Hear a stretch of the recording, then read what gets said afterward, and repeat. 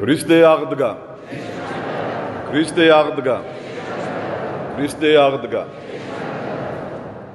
40 დღე არ გასულა ჯერ მაცხოვრის წინვალე აღდგომიდან და ჩვენში უკვე მიინავლა სიხარული ამ წინვალე დღესასწაულის. რა სუსტები და უსუსურები ვართ. მერე გვიკვირს რატო გვედავებიან აზერბაიჯანლები გარეჯს და რატომ ამბობენ რომ ეს არის ალბანური კულტურა. ჩვენ ჩავდივართ, ფოტოებს ვიღებთ Facebook-ისთვის, მღერი ვართ, ცეკვავთ და გონია რომ ასე დავიცავთ ჩვენს კულტურას და ჩვენს ისტორიას და ჩვენს საზღვრებს. ეს ყველაფერი ჩემო ძვირფასებო წყდება ჩვენს სულში და ჩვენს გულში. ჩვენ რომ დაგვავიწყდა საინგილო, იმიტომ დავკარგეთ აფხაზეთი, იმიტომ დავკარგეთ სამაჩაბლო. და რაც მთავარია, ჩვენ დავკარგეთ აზროვნება, დავკარგეთ მეხსიერება, დავკარგეთ წმინდა წერილის კითხვის სურვილი და მისი შინაარსი ჩვენ არ გვახსოვს. როცა ებრაელი ერი ივიწყებდა თავის ჭეშმარიტ ჯულს, შემოესეოდნენ ხოლმე მათ ფილისტიმელები, ამალეკი და სხვა დამპყრობლები და კარგავდნენ ისინი ტერიტორიებს. როცა ისინი ბრუნდებოდნენ ამა თუ იმ წინასწარმეტყველის შეგონებით, ისინი შემდგომში ბრუნდებოდნენ თავის ღმერთთან და ღმერთი დაკარგულ ტერიტორიებს უბრუნებდა მათ. ეს არის საფრთხო ისტორია. სხვა რამე განსაკუთრებული მსოფლიოში არ ხდება და ყველა გონიერი ერი უნდა დაფიქრდეს, რა ხდება მის ცხოვრებაში. მაგრამ ჩვენ თავქარიანი ქართველები ვართ და ყველაფერი გჭირდება მოსაჩვენებლად. რომ აი რა მაგრები ვართ, აი რა მაგარი ჩოხოსნები გყავს, აი რა მაგარი მრევლი გყავს, რა მაგარი სასულიერო პირები გყავს. ეს ყველაფერი არის ბუტაფორია. მეტი არაფერი. კარგად იციან ჩვენმა მოსისხლე მტრებმა მეგობრების სახით რო გყავს ვითომ ჩვენი წარსული, ჩვენი აწყო, ჩვენი შინაგანი მდგომარეობა. ძალიან კარგად იციან, კარგად შეისწავლეს ვინა ვართ და რა შეგვიძლია. და უკვე დაგვცინიან და აღარერიდება ჩვენი. მაგრამ მე არ მიკვირს ეს ყველაფერი, იმიტომ არ მიკვირს რომ ფაქტის სახეზეა, რომ ჯერ ამაღლებაც კი არ დამდგარა, ისევ ჩვენთან არის განკაცებული ღმერთი, აღდგომილი მკვდრეთით იესო ქრისტე და ჩვენ სადავართ ღმერთმა იცის. თითოეულ ადამიანი მოდიხართ ეკლესიაში. მე ვიცი რომ ამაღლების და სულთმოფენობის მერე კიდევ ძალიან ბევრი ადამიანი დატოვებს ეკლესიას და მერე გიკვირთ, რატო ვართ ამ მდგომარეობაში, რა ხდება, რა გვჭირს. ეს ძალიან მძიმე მდგომარეობაა, ჩემო ძვირფასებო და გთხოვთ, იმას არ ნიშნავს ეკლესიაში ბავშვი რომ მოიყვანე და აზიარე რომ ეკლესიური ხარ, მაგას კი არ ვიძახი რომ ეკლესიაში ისე ირნე, მობილურში იყურე, სურათები გადაიღე. არა, ეკლესიაში სიარული ნიშნავს შენს ცვლილებას, შენს გამოსწორებას, შენს დამდაბლებას, შენს განხთობას, განკურნებას, ამაღლებას, სულთმოფენობას. აი ამას ნიშნავს ეკლესიაში სიარული, ქრისტიანული ცხოვრება, რაც ძალიან შორს არის ჩვენგან. ამასთანავე ნაცნობმა ჩოხოსნებმა გამაჩერეს ქუჩაში და მთხოვეს თუ შეიძლება ნარიყალაზე ამოვალთ ხანდახან და დავდგებითო. მე ვთხარი დადგებით რა ბიუსტი ხო არა ხარ კაცო. ნარიყალაზე თუ ამოხვალ უნდა ილოცო. მე არ მჭირდება აქ სანახაობა ვიღაცა დადგეს ჩოხით და მე მკითხოთ ეს კაცი ვინ იყო და რატო იდგა აქ. დადგომა არ მჭირდება, უნდა ვილოცოთ ჩვენ. ჩოხოსანი ხარ, კაბოსანი ხარ, ანაფოროსანი ხარ თუ ვინცა ხარ, ქართველი ხარ, სომხი ხარ თუ ვინცა ხარ საქართველოში მაცხოვრებელი, მიხვდი ამას რომ უკვე დაიწყო ხო საქართველოში დაშლა. როდიდან დაიწყო? სამაჩაბლოდან დაიწყო და ვითომაც არაფერი გავატარეთ. ასეთი ლამაზი კუთხე აფხაზეთი გავატარეთ, სამაჩაბლო გავატარეთ. ძალიან მალე შეიძლება ბათუმიც გავატაროთ. არ მინდა ხა წინასწარმეტყველი არა ვარ, მაგრამ ფაქტია რომ თურქები ამბობენ რომ ეს ჩვენი ტერიტორიაა. ახალციხე, ახალ ქალაქი, როგორ გონიათ ახლა სომხებით როა დასახლებული 97% რა გაჩერდება, იქაც ყვაწევენ რუსები ერთი ამბავს. როგორ უნდა გავაჩეროთ? რითი იმედი გვაქვს? დონალდ ტრამპი დაგვეხმარება თუ ვინდა ევროპა აღშფოთდება და ერთ ამბავს დაიწევენ? არა, ჩემო კარგებო. დედა ღვთისმშობელი უნდა შევაწუხოთ. დავითი უნდა შევაწუხოთ, თამარი უნდა შევაწუხოთ, გორგასალი უნდა შევაწუხოთ, როგორ უნდა შევაწუხოთ? მარხვით და ლოცვით უნდა შევაწუხოთ, მაგრამ აი რა ხედავთ 40 დღე არ გასულა და ეკლესიაში აღარ დადის ხალხი. მოგესალმებათ ბრძენი ჩინელები იეროგლიფებით გამოსახავენ თავიანთ დამწერლობას, იმათ ალფავიტი არ აქვს. ჩინელები მწუხარებას გამოხატავენ გულში გაყრილი დანით. რა საინტერესოა რა? ოჯახის მდგომარეობას გამოსახავენ სახურავი და ორი ქალი. პრობლემას გამოსახავენ ორი ქალით ერთი სახურავის ქვეშ. ხვდებით რა ხდება? ერთ სამზარეულოში ორი ქალი ბევრია. დაჭკვიანი არიან არა ჩინელები. და ჩვენ კიდე გონია რომ სამი თაობა ერთ ოჯახში უნდა ცხოვრობდეს, რომ შვილიშვილმა კარგად დაინახონ, როგორც წევლის რძალი ბებიას და ამ პირიქით, ხო? გეტყვით კიდე უარესად. ქალის ბედნიერებას ჩინელები გამოსახავენ ქალით და ბავშვით. ქალს რო ბავშვი უჭირავ, ეს ბედნიერება. რა თქმა უნდა, ეს წარმართული აზროვნება, ჩვენ ცოტა წინა ვართ უფრო. მარტო ეს რო იყოს პრობლემა, ორი ქალი ერთ სახლში და ბედნიერება ქალი და ბავშვი, მაშინ ცხოველები ჩვენზე ბედნიერები იქნებოდნენ. ცხოველები ჭერქვეშ არ ცხოვრობენ და ძალიან ბევრი ლეკვები ყავთ, ხო? ძაღლებს. ეს არ არის ბედნიერება. ბედნიერება, ჩემო ძვირფასებო, არის სული სიმშვიდე. რა ჩვენ არ გაგვაჩნია. აი რომ ჩინეთში რო ვიყო, მე ბედნიერებას გამოვხატავდი ადამიანის და ღმერთის ჩახუტებას. როცა ადამიანი არის ღმერთთან, ამას დიდი ბედნიერება არ არის.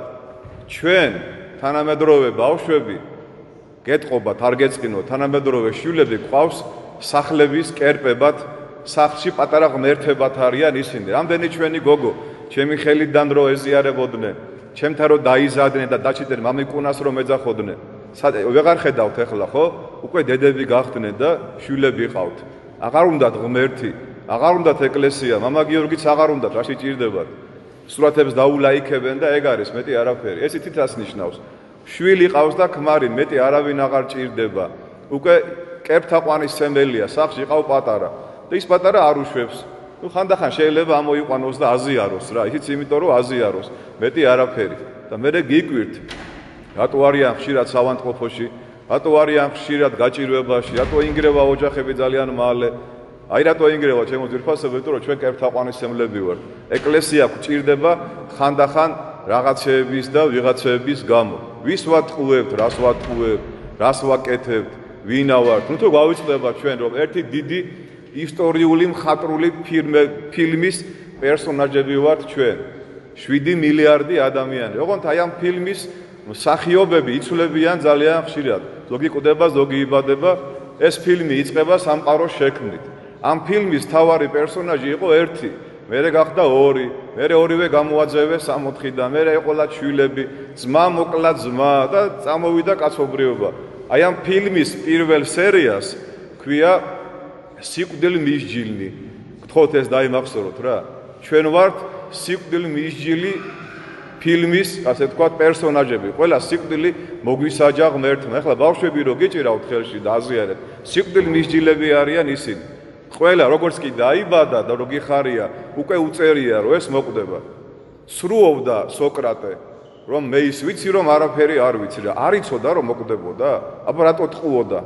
მაგრამ სოკრატეს ეგონა ფილოსოფია ასე ქადაგებს, რომ სული ადის მაღლა და მერე უკან დაბრუნდება და სხვა ადამიანში გააგრძელებს ცხოვრებას. ეს არის რეინკარნაცია, სისულელე. ჩვენ ვიცით რომ გარდავიცვლებით, ოღონდ ეს გარდაცვალება გადაგვიყვანს მეორე სერიაში, უკვდავება მისჯილი ხვდებით მერე ჩვენ. ოღონდ აი ეს არ ვიცით მერე, ეს უკვდავება მარადიული სიკეთეში გაგრძელდება, ნათელში გაგრძელდება, სასუფეველში გაგრძელდება, თუ ჯოჯოხეთში გაგრძელდება, კივილებში გაგრძელდება და წუხარებაში გაგრძელდება. აი ამით განსხვავდებით ჩვენ სოკრატესგან, ფილოსოფოსებისგან, რომ ისინი ეხლაც ასე ფიქრობენ, რომ სულები ცვივა ადიან, ზოგი ეკვრება იქ აღარ ბრუნდება და ზოგი ფიქრობს, რომ რომელიც სრულყოფილი სულია იქ რჩება, ანუ და რომელიც არ არის სრულყოფილი ბრუნდება და შემდგომში სხვადასხვა ცხოველებში აგრძელებენ ცხოვრებას, რომ სრულყოფილებას მიაღწიონ. ჩვენ ხო ასე არ ვფიქრობ. ჩვენ ყველა ჩვენთაგანმა როგორც გინდა ეხლა გწამს ღმერთი, არ აგწამს ღმერთი, ვინა ხარ, აერონება ხარ, ყველა მიცის რომ მოკვდება. მე მგონი ასეთი ადამიანი არ არსებობს, ხო, რომ არ იცოდეს რომ მოკვდება. შედალოცვილო, მე თუ იცი რომ მოკვდები, რატო იტყუებ თავს?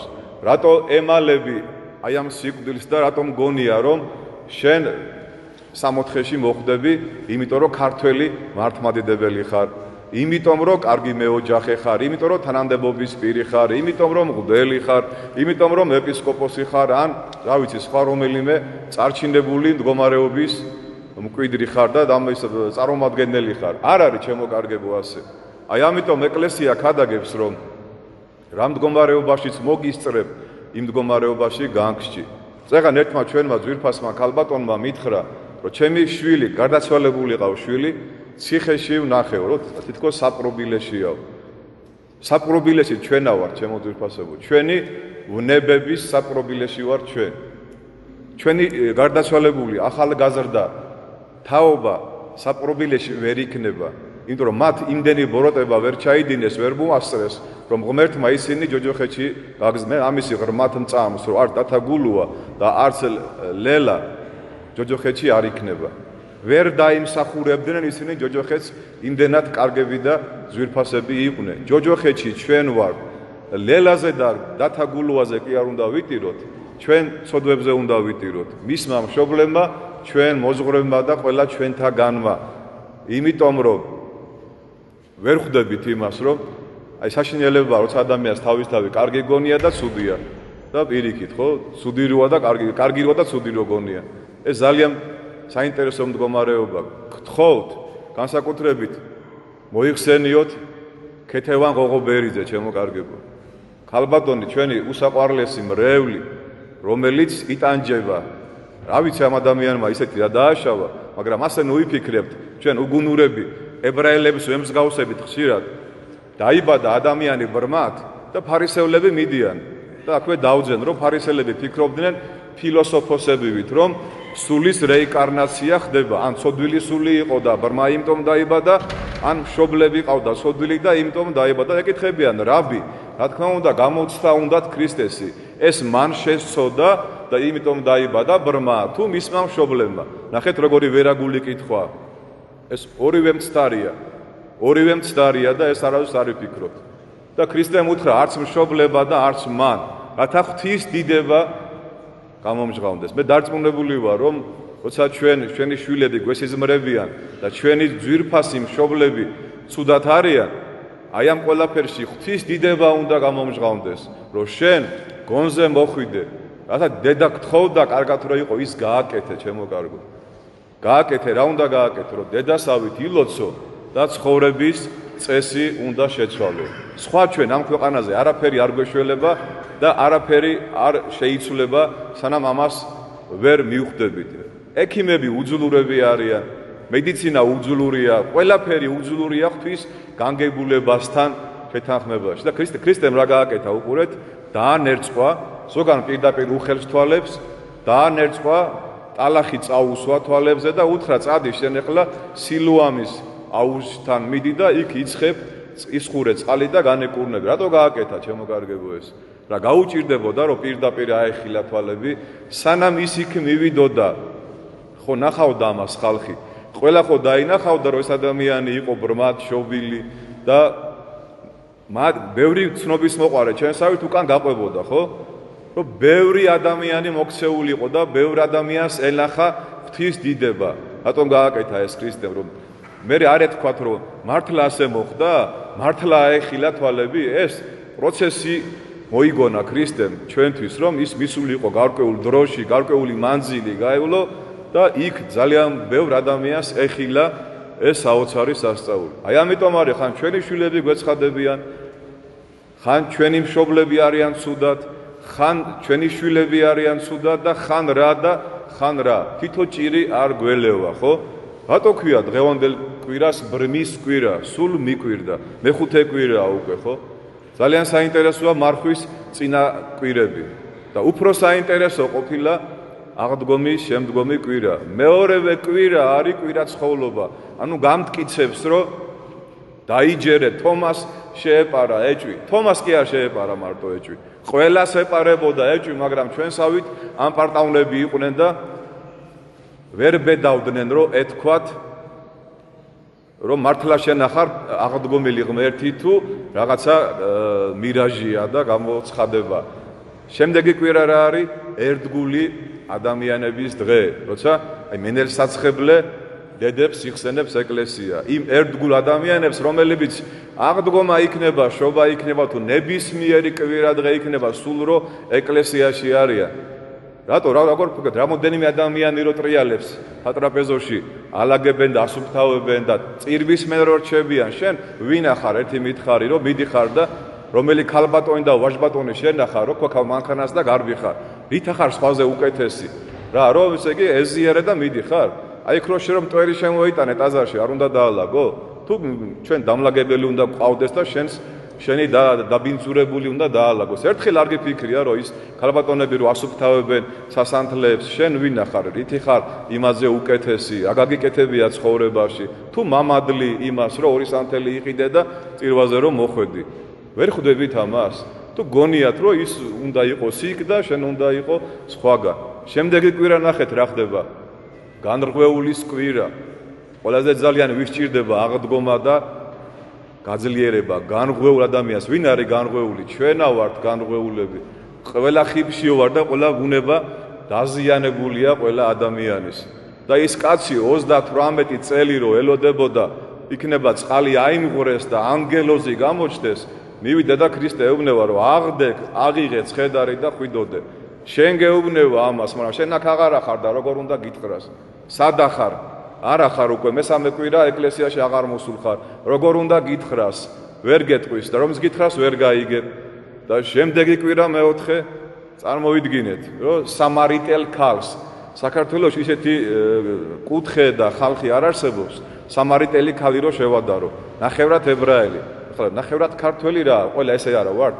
თითქმის ყველა ნახევრად ქართველები ვარ, სუფთა ქართველი არ ამგონია თუ ვინმე იყოს. არ ჩვენი წინაპრები არ იყვნენ სუფთა ქართველები.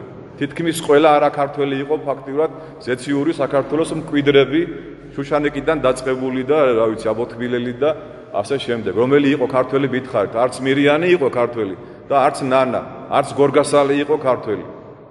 ჩვენ რო ძალიან ვამაყობთ ჩოხოსნობით და ცისფერი სისხლით და გარკვეულ კუთხეებს რო დავცინით მერე რომ ძალიან სეპარატისტები არიანო. აი ეს სეპარატიზმი დაამხო ქრისტემ და ვის უქადაგებს სამარიტელ მეძავ ქალს 5 ქმარი რო ყავ გამოცვლილი. ელაპარაკება რომ ღმერთი არისო სული და თაყვანის ცემა ჭირდება ჩვენსავით კვერცხებით, პასკით და ცეცხლით კი არაო. ჭეშმარიტებით ჭირდება თაყვანის ცემა, სულითა და ჭეშმარიტებით. და მეოთხე კვირას ვიღაა ეკლესიაში. ცეცხლი წაიღეს სახში, პასკები აღარ აქვთ, კვერცხი აღარ აქვთ, რაღაც უნდათ, რა აღდგომაზია ლაპარაკი, რა წირვა ლოცვა, რა აღსარება, რა ზიარება. და ნახეთ მეოთხე კვირას სამარიტელ ქალს ელაპარაკება. ანუ იგივეს გეუბნება შენ.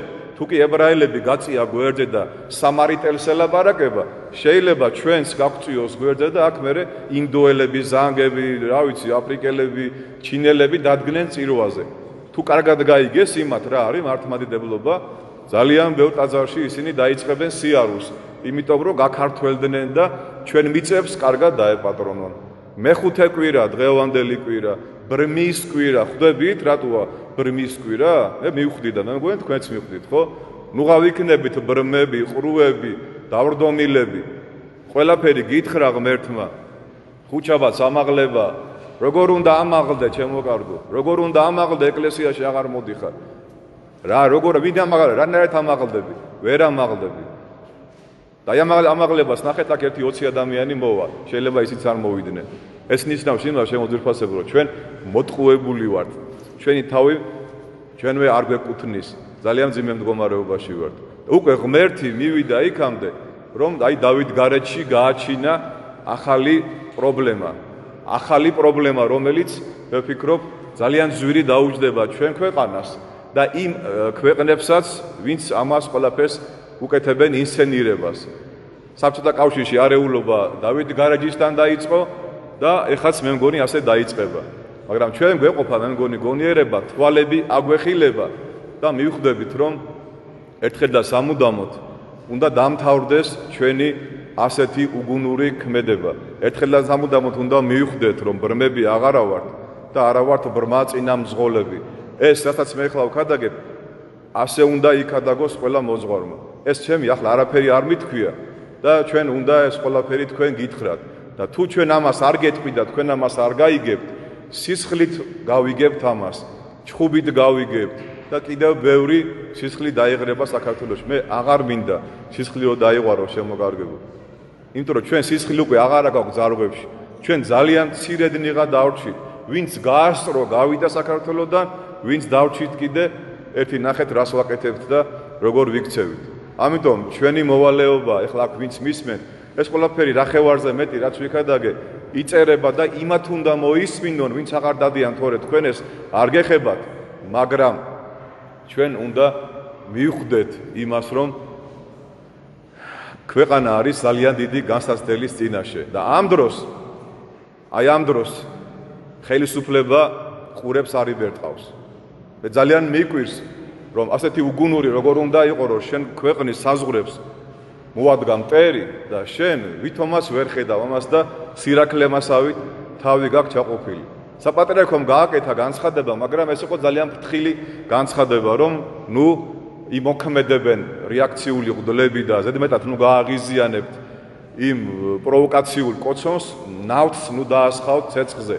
იმიტომ რომ ძალიან ბევრი ჩვენი ვაი პატრიოტი იქ შეიძლება უხერხულ მდგომარეობაში ჩავარდეს და უფრო აი ამ პატარა კოცონს დიდი ცეცხლი და ალი მოყვეს. ამას ჭირდება ძალიან სერიოზული მობილიზება გონების, აზროვნების, ჩვენ მადლობა ღმერთს გვყავს განათლებული ინტელიგენტი ხალხი და თუ ხედავთ რომ ჩვენი ხელისუფლება ამას ვერ აგვარებს, ან არ აგვარებს, უკვე ჩვენ ხელში უნდა ავიღოთ ეს ყველაფერი და სასულიერო პირებმა ძალიან ორგანიზებულად ინტელექტუალურ ხალხთან ჩვენ ძალიან ბევრი ბრძენი ადამიანი ყავს ქვეყანაში, შევქმნათ რაღაც გარკვეული კომისია ჯგუფი, რომელიც იმუშავებს დავით გარეჯის საკითხზე, რომ აქ ახალი კერა არ გაჩნდეს შემდგომში. მე ვფიქრობ, რომ კავკასია არის ჩვენი სახლი. არავით არის ამერიკა, არავით არის ევროპა, არავით არის რუსეთი. კავკასია არის ჩვენი სახლი და სომხები, აზერბაიჯანელები და სხვა რჯულის და ტომის ხალხი ჩვენი მოკავშირეები უნდა იყვნენ და გვინდა თუ არ გვინდა ისინი ჩვენი მეგობრები უნდა გახდნენ და თუ ეს არ მოხდა ჩემო ძვირფასებო, მაშინ ყველანი ძალიან მძიმე მდგომარეობაში ჩავარდებით. მათ უკვე დიდი ხანია უყალატეს ჭეშმარიტ სარწმუნოებას და კავკასია დღეს თუ არსებობს, ქართველების სარწმუნოებით არსებობს და იმით რომ როგორც რომის პაპმა თქვა იოანე პავლე მეორემ, კავკასიაში ერთი ქრისტიანული კუნძულიღა დარჩა და ეს არისო საქართველო. ნახეთ რა ნაღდი და მაგარი შეფასებაა, ხო? და თუ ეს კუნძული ჩაძირეს მუსლიმანებმა და თუ წაკვიდა მტრებმა ქრისტიანები და მუსლიმანები, ძალიან დიდი პრობლემები შეიქმნება კავკასიაში. აი ზვიად გამსახურდია სუნდოდა ამის მოგვარება, მაგრამ ერთი წელიწადიც კი არაცადეს ისე გაიყვანეს საქართველოსდან, ნახეთ ძმათა შორის მკვლელობით და საშინელი ამბოხით და პუდჩით და ასე თქვათ საშინელი რაღაც გარკვეული რევოლუციებით. რა თქმა უნდა, ახლა მე ძალიან ცოტა შორს წავედი, მაგრამ უბრალოდ მოკლე ანალიზი გავაკეთე იმაზე, რაც ხდება და რაც უნდა მოხდეს უკვე ამაზე ვფიქრობ, ღმერთმა უნდა იზრუნოს ჩვენი თხოვნით. ჩვენ არ ვიცით მომავალი რა იქნება. წარსული აღარ არსებობს. აწმყო კიდე ფაქტიურად ახლა რომ ლაპარაკობ, აწმყო უკვე მიდის და აღარც უკვე აწმყო აღარ არის. ჩვენ დაგვრჩენია ერთი იმედი, ჩვენ დაგვრჩენია რწმენა და ჩვენ დაგვრჩენია სიყვარული, რომ თუ ჩვენ ღმერთმა გავწირა ჩემო ძვირფასებო, ჩვენ ძალიან მძიმე მდგომარეობაში ჩავარდებით, მაგრამ ჯერა წამს თქვენთან ერთად, ყველა ქართველთან, ყველა სხვა ეროვნების წარმომადგენელთან, ვისაც კი გონიერება შერჩენია, ჩვენ ერთად ვილოცებთ, ერთად დაუდგებით და საქართველო გადარჩება.